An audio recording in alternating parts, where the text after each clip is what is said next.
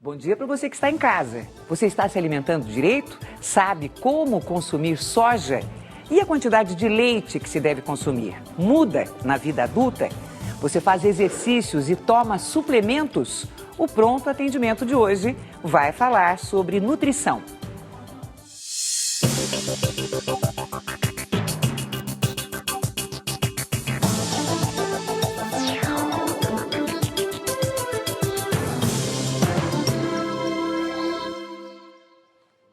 Participe pelo twitter.com/patendimento, tudo junto, e prontoatendimento@tvcultura.com.br. Para conversar com a gente sobre este tema, está aqui a nutricionista Suzana Bonumar. Suzana, bom dia, muito obrigada por sua presença novamente. É um prazer estar aqui de novo. O prazer é nosso. Olha, muita gente corre para as academias em busca de exercícios para ter uma vida mais saudável, mas algumas pessoas com rotina intensa de atividades recorrem aos suplementos alimentares. Uma decisão que deve ser tomada com muito cuidado. Para transformar tanto esforço em músculos, Nicolai passou a usar suplementos alimentares um ano atrás. Ingerir mais calorias por dia, melhora a performance na academia, ver resultado de peso, aumentar o peso, em alguns suplementos perder gordura. Segundo os médicos, suplementos são recomendados quando não existe uma alimentação variada e adequada, como no caso dos idosos que não podem tomar leite, mas precisam do cálcio para evitar a osteoporose. E principalmente quando o número de calorias que uma pessoa necessita não é atingido apenas nas refeições.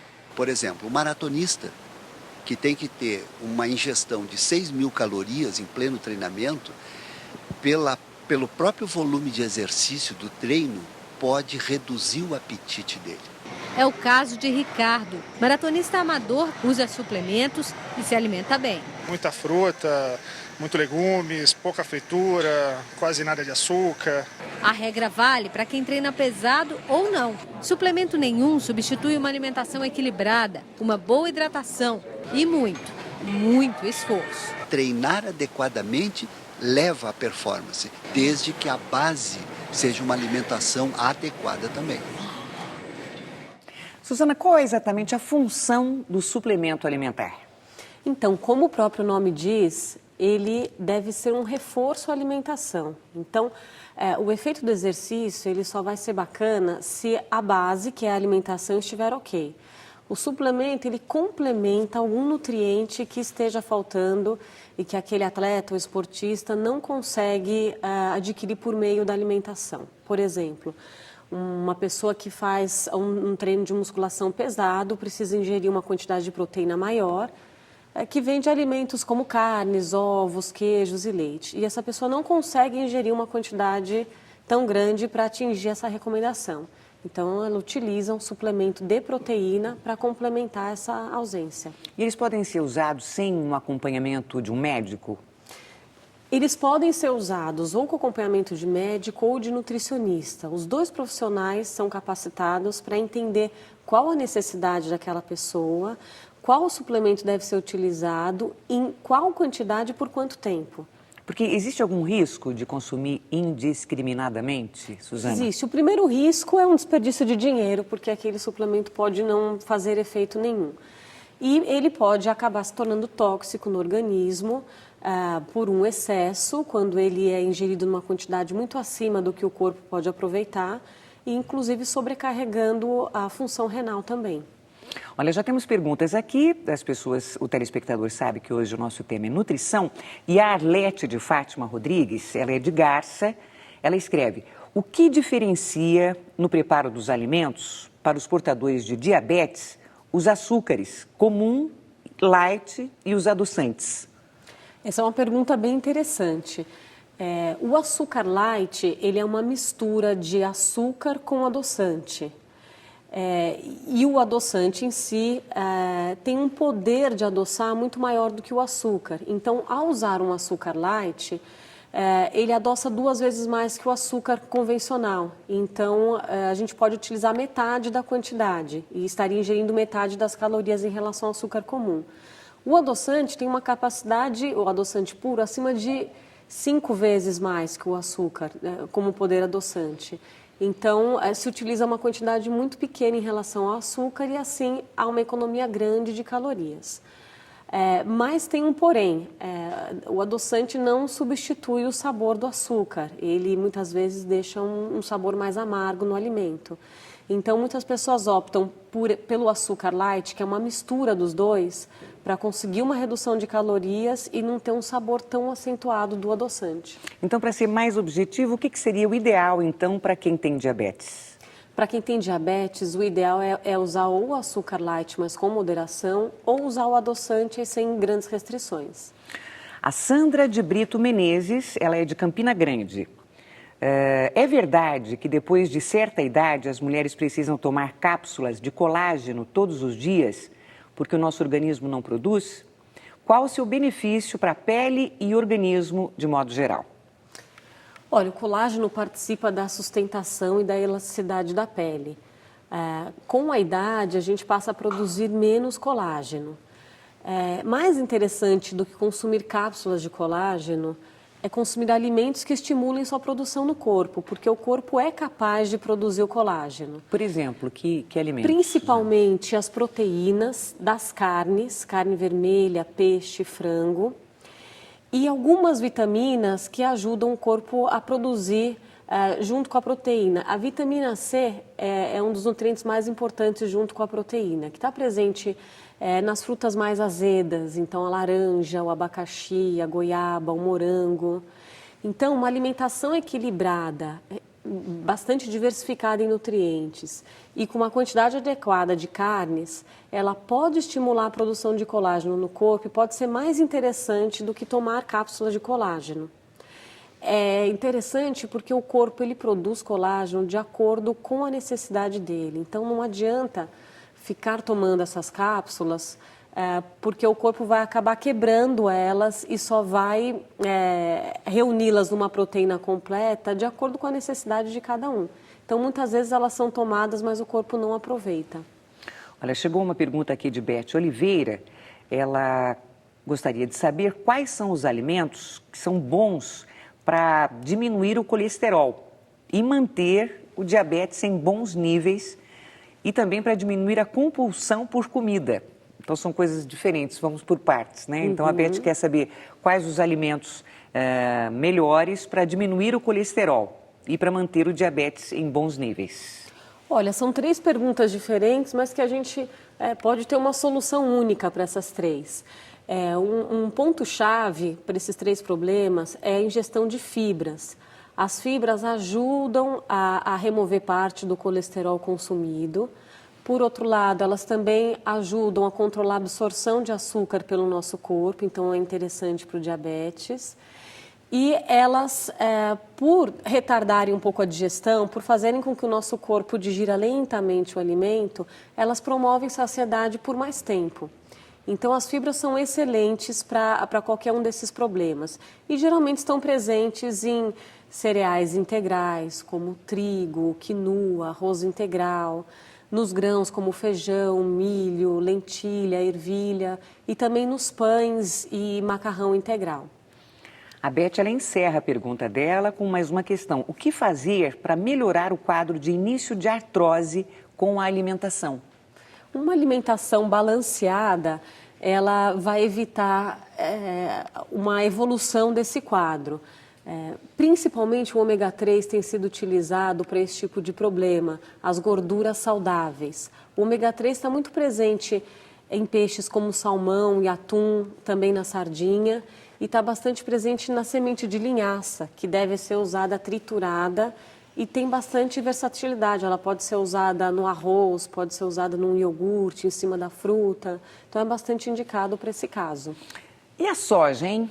Um alimento que passou a ser produzido e indicado em alta escala na alimentação moderna. A soja é sempre eficaz? Vamos saber se é mesmo verdade.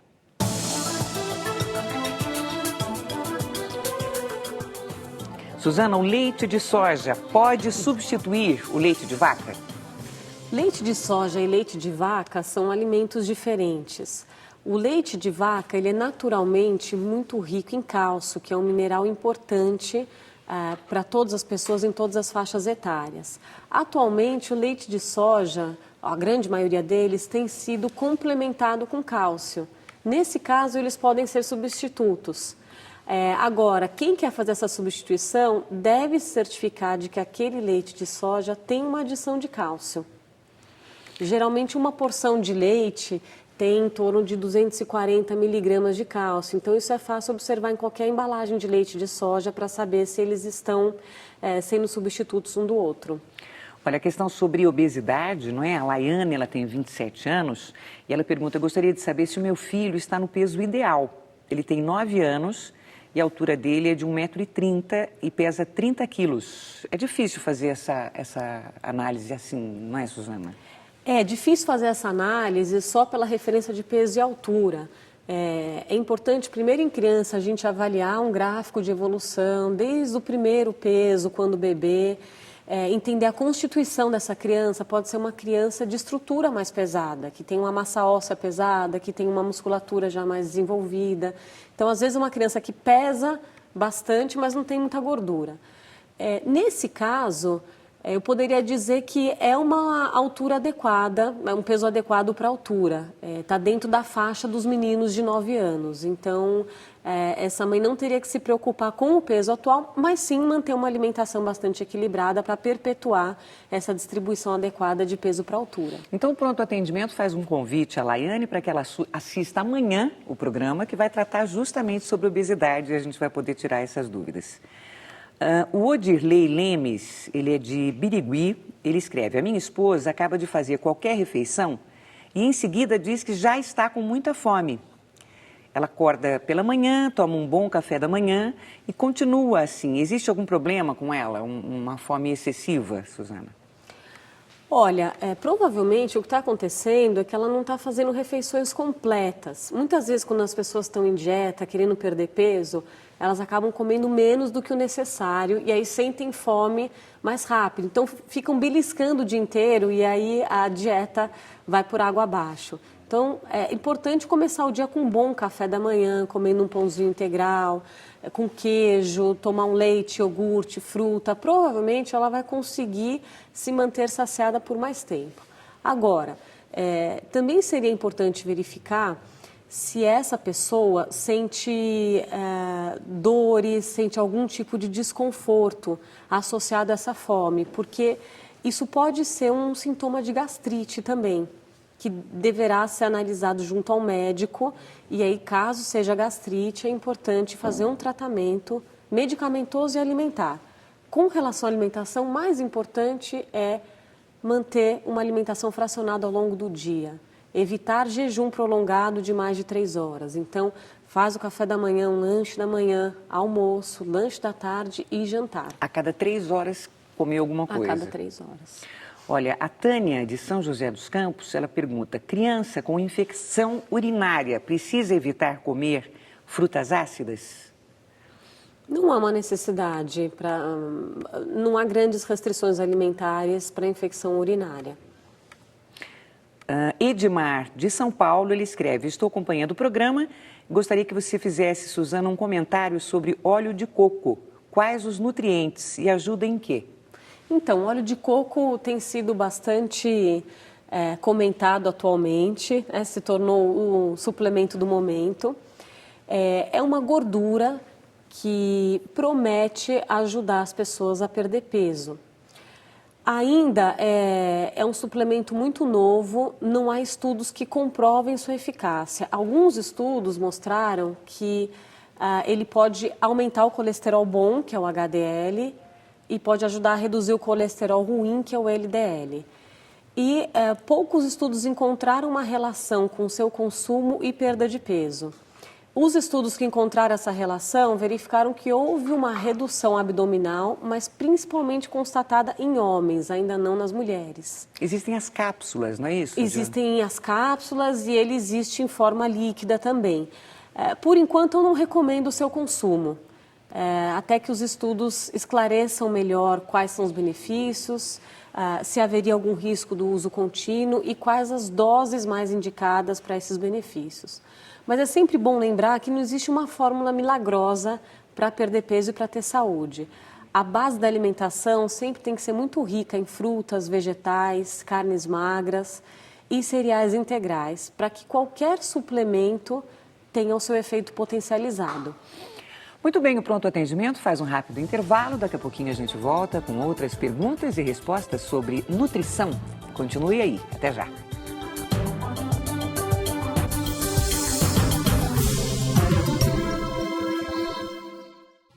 Nós estamos de volta com o Pronto Atendimento. Hoje quem responde às nossas dúvidas é a nutricionista Suzana Bonumá e ela fala sobre nutrição. Suzana, nós temos aqui a pergunta da Luciana Moreira. Ela escreve: a couve, quando refogada, ela perde vitaminas?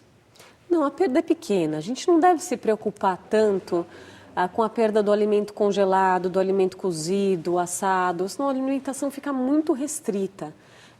É claro que a melhor forma de preparo é no vapor, em que aquele alimento não tem contato com a água e não tem contato com o óleo, com a panela diretamente.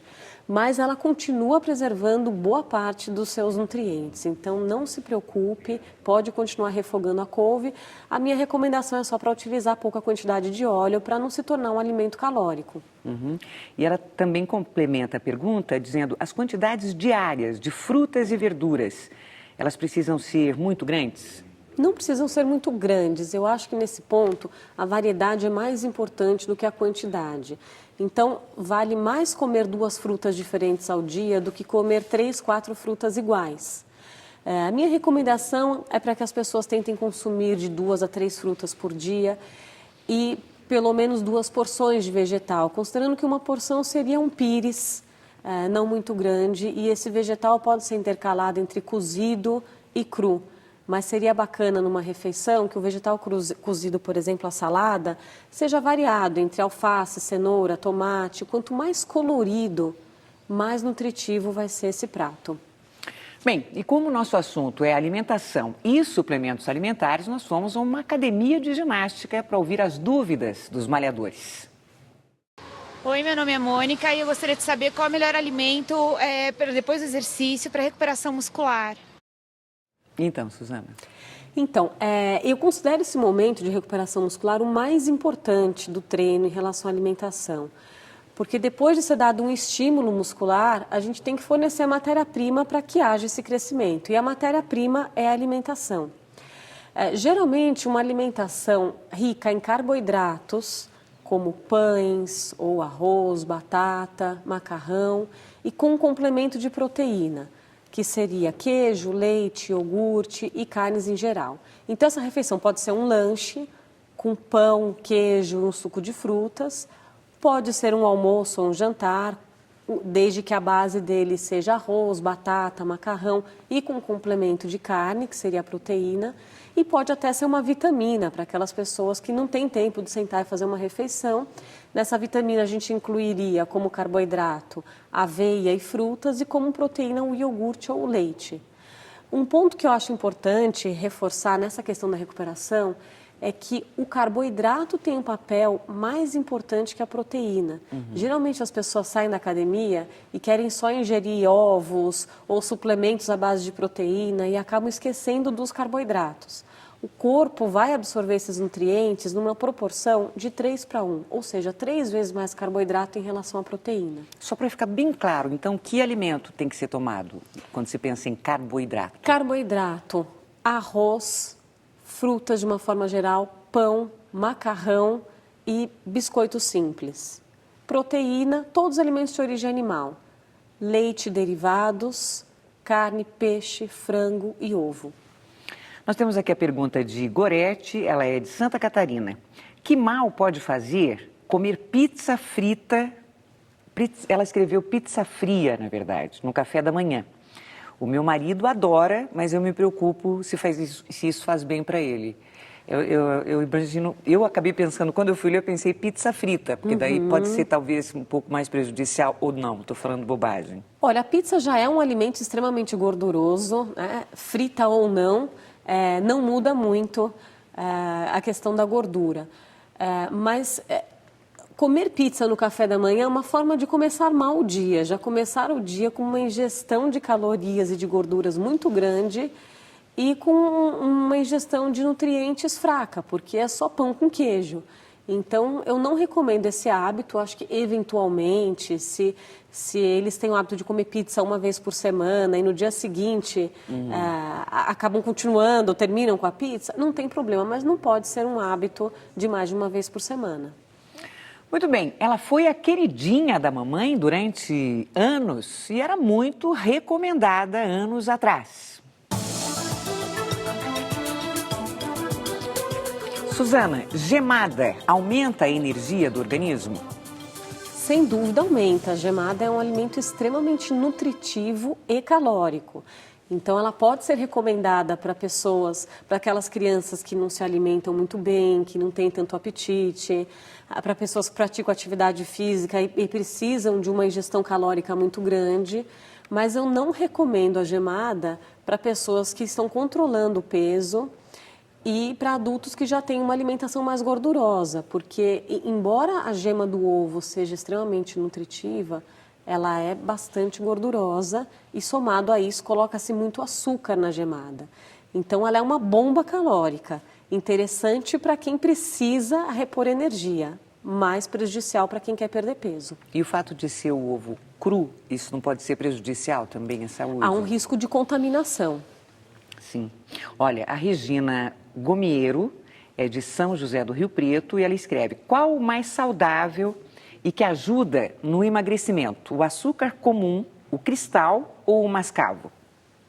Em relação ao valor calórico, não há diferença entre esses três. O açúcar cristal, por ter uma estrutura que escorrega um pouquinho mais do alimento, o alimento não absorve tanto ele pode ser mais interessante. Mas quando a gente usa a mesma quantidade dos três, não há diferença nenhuma em calorias.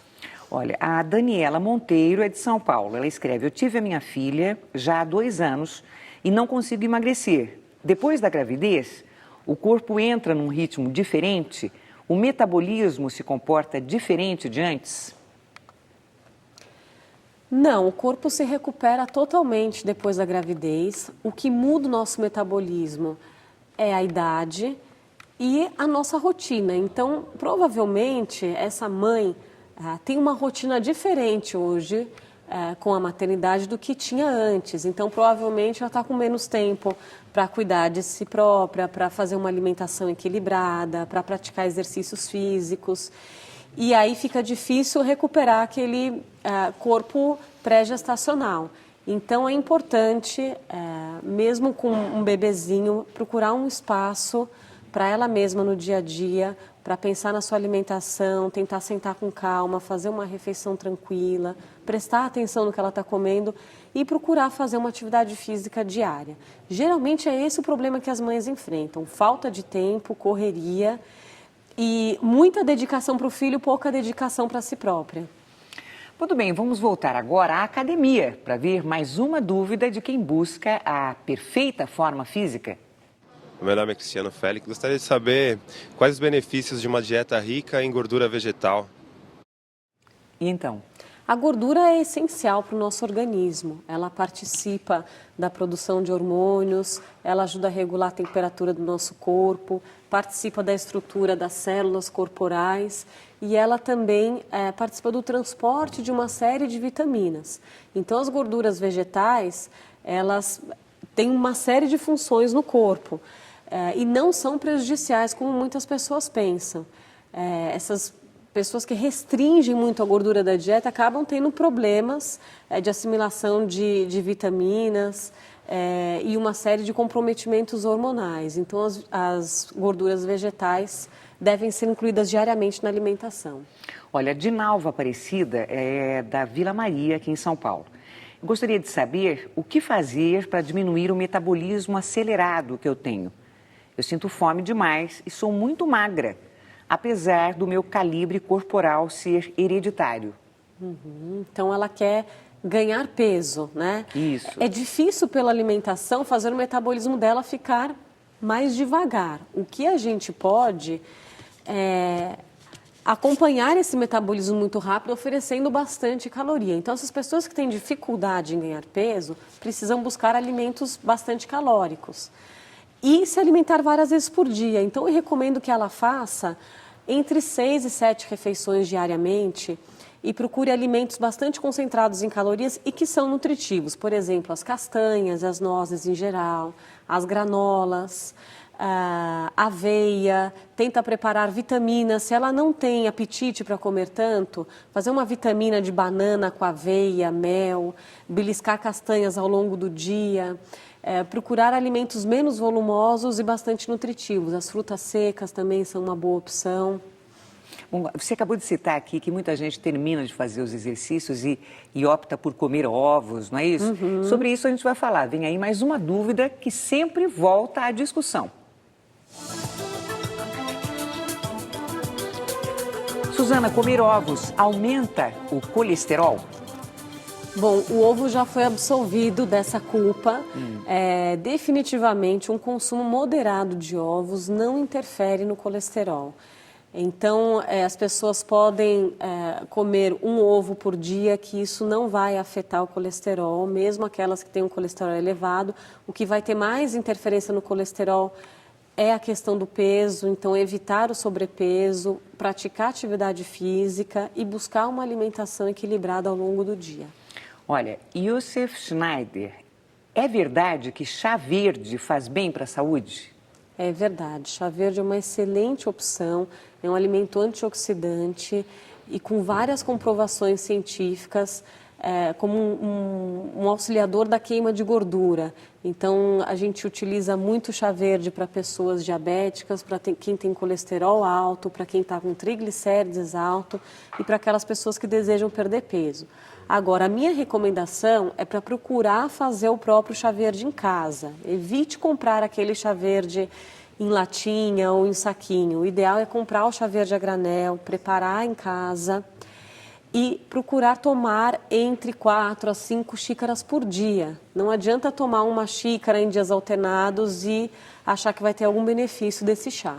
Olha, e completando a pergunta, ele diz, eu ouvi dizer que comer amoras é bom para infecção urinária, é verdade? Não tem muita comprovação. Olha, a Vanessa Galdino é de São José dos Campos. Eu gostaria de saber se sal light e sal normal são a mesma coisa. Eu comprei o sal light e não senti muita diferença. Minha mãe está grávida de 2 meses e gostaria que você desse algumas dicas de alimentação para ela. Tá. Então, com relação ao sal, o sal light tem menos sódio, que seria o componente que poderia induzir uma mudança na pressão arterial, que poderia reter líquido.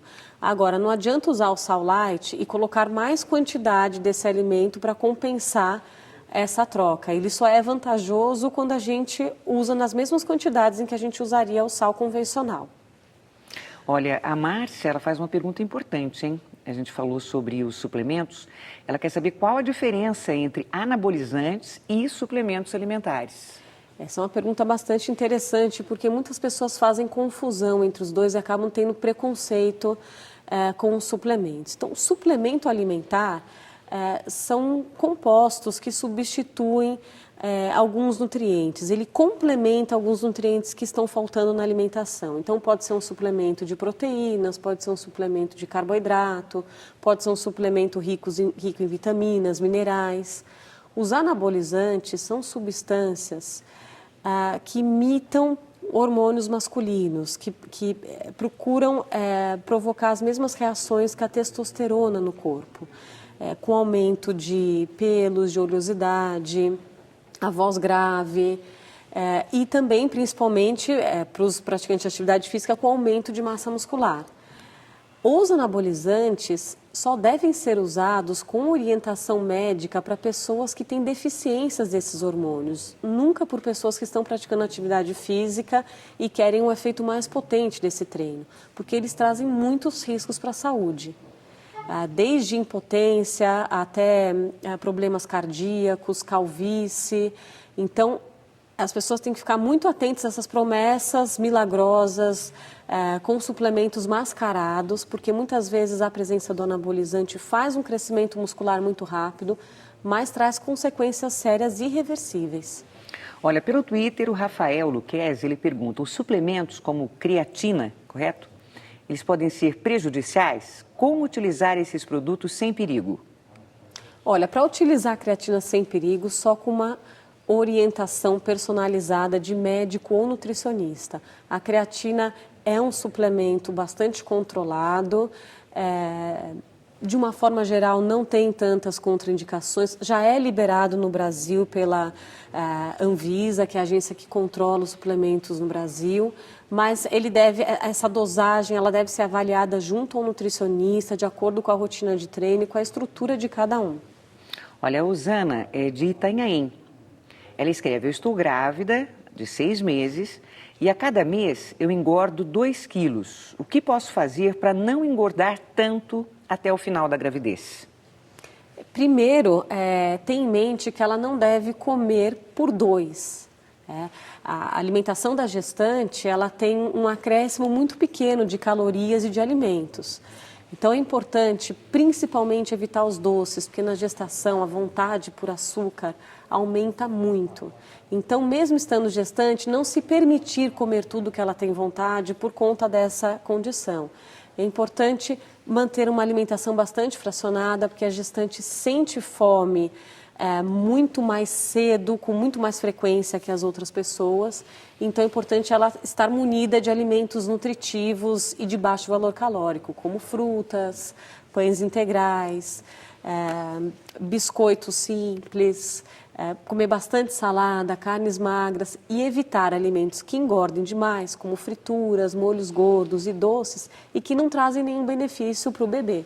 Hoje o Pronto Atendimento recebeu a nutricionista Suzana Bonumá. Muito obrigada por sua presença, viu, Suzana? Até a próxima aqui. Até a próxima, foi um prazer. E veja só, amanhã a gente se encontra novamente para falar sobre um assunto complementar sobre o de hoje. Obesidade. Você pode já começar a mandar sua pergunta. Bom dia, até amanhã às 8h.